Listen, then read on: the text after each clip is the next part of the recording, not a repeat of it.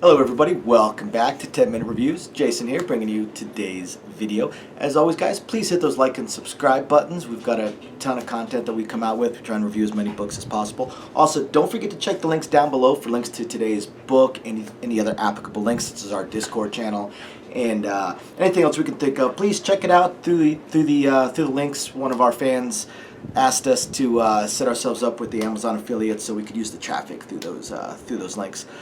Otherwise, once again, thank you everybody for joining us, and I'm going to go ahead and get right into today's video.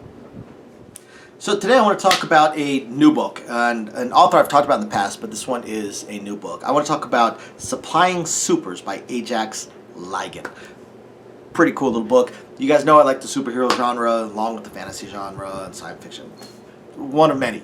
I like Ajax Lygan. He tends to write some really fun little harem-lit books, sometimes slice of life, sometimes not. This one's kind of a blend. Before I get into it, thank you very much to my patrons. I appreciate every one of you, and please email me on that site. I want to start a little book club amongst us, a monthly read kind of thing. So email me, we'll get a little discussion going, we can figure it out.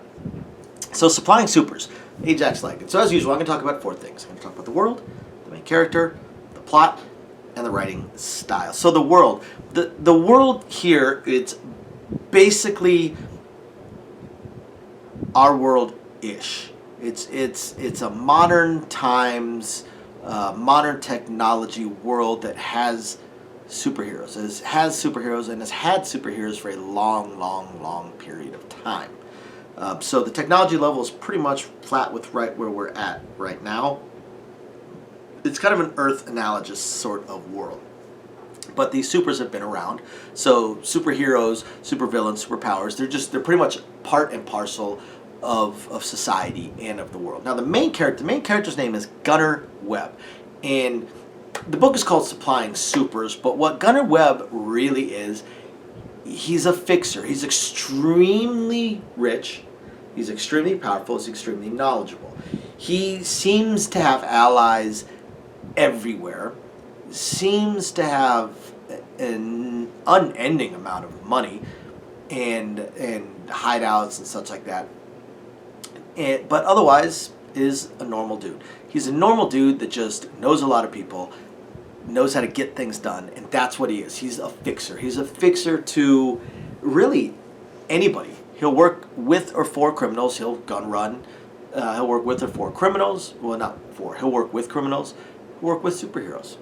And that's sort of how we're introduced, at least in the beginning of the book. We're just showing him dealing with criminals and how he's going to deal with them, especially no-name ones or ones that try and double-cross him. And it even shows just how powerful he is in that when he is double-crossed, he's actually able to extract consideration, you could say, from the person whose name was used as a kind of not really a password, but just a referral in a way.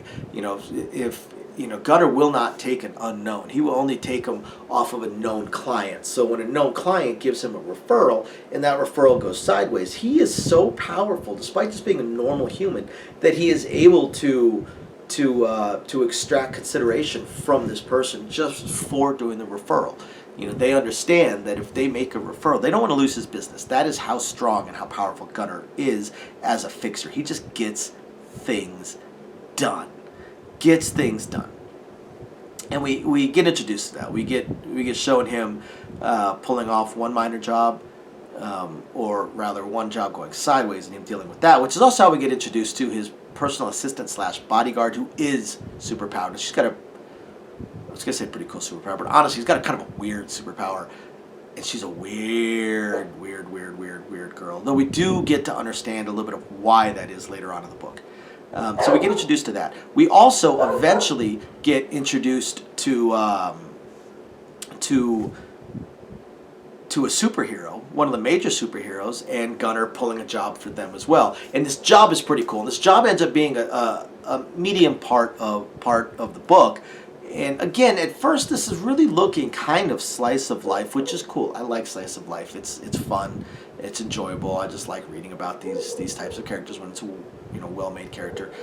But then we end up with getting these hints of potential world not world ending, but the major threat. And it comes in the form of a serial killer of all freaking things. But a serial killer of supers. But the serial killer is actually killing supers that Gunner has done jobs with, that he has worked with.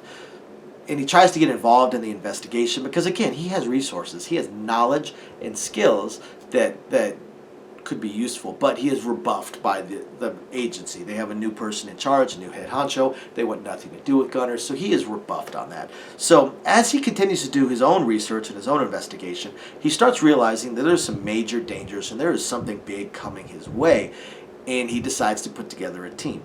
Now, in order to put together this team, he needs the best of the best, and within a certain niche and certain things that he needs done. So he ends up having to pull in this group of both heroes and villains in order to accomplish this mission. And he does it in a variety of ways, via blackmail, pay, or death. They get to pick. But they're going to do the job no matter what. And then we also start to learn a little bit more about Gunner. He's not necessarily quite as normal a human as he seems to be.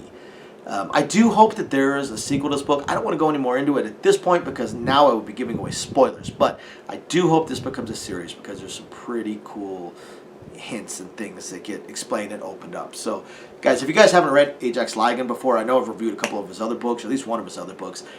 He's an awesome author. He's a lot of fun. The writing style is just a blast. It's fun. It's engaging. It's hard to put down. He writes his characters well. He fleshes them out well. Overall, it's just an enjoyable read. So thank you, everybody, for watching. We'll catch you next time. Bye now.